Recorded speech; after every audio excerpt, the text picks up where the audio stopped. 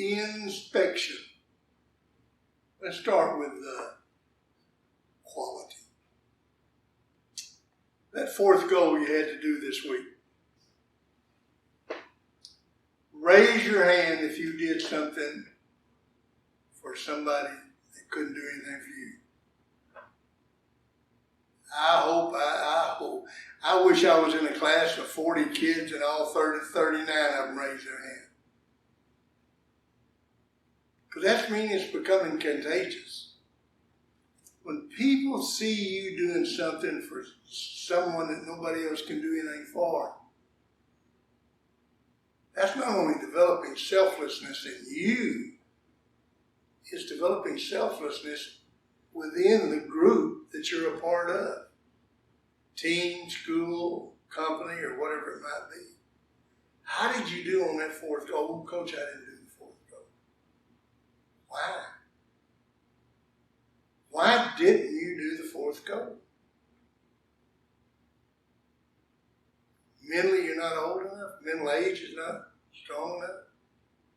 You were afraid to do it because you're afraid somebody would make fun of you. I mean, there's a reason for it. Why didn't you do it? Okay? We're going to keep that fourth goal next week. We're going to have it again next week. And what are you going to do next week to make sure you do it? Forget about what people say. Don't worry about it. Step up and be selfless. Make that mental age go up. That's what you're going to do. You had 3 stories this week on selflessness. You had Ryan Hinch in the mental age. Gave up playing quarterback. You had a real funny story that I always had. Ryan Hinch, we got to the playoffs, and we were in the playoffs, and we were beating a team, 40 or 50 to nothing or something. It was really bad. And it was at Texas Stadium. And Ryan Hinch came up to me, and it's late in the fourth quarter, and we had all the backups playing. And he said, Coach, let me play quarterback.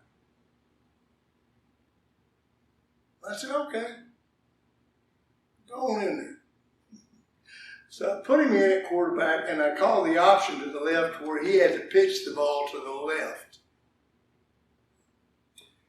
He came down the line of scrimmage.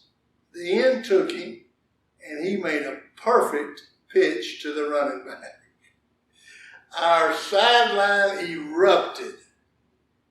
We didn't erupt like that when they won the state championship. I mean, we almost got a 15-yard penalty for excessive celebration for a 9-yard gain by a quarterback with number 51.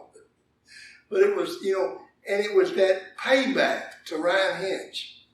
It was every player on that team saying, we appreciate what you've done for us. We appreciate what you did for this team.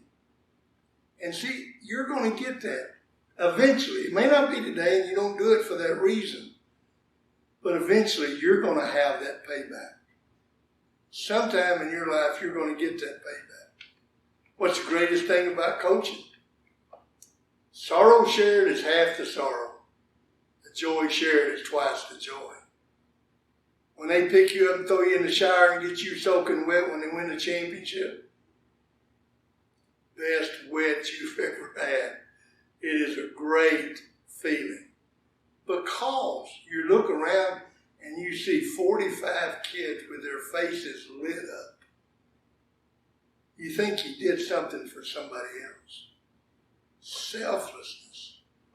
That's what makes it what it is. That's what makes great coaches, great preachers, great teachers, great people. You've never had a great teacher that wasn't selfless. The Ryan Hinch story, the cold within, the Vietnamese boys. Which story was the most meaningful to you and why? With all these stories and all the things that you got this week, you should be developing. Today, you should be more selfless than you were Monday. Even if it's just a little bit.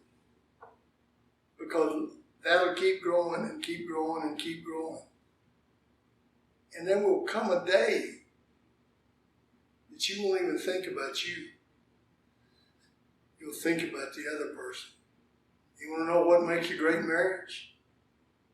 You think more of the other person than you do of yourself. That's what makes any great relationship. And you're never going to have that great relationship until you develop this quality. And when you develop this quality, I promise you, you'll be the best you that you can be.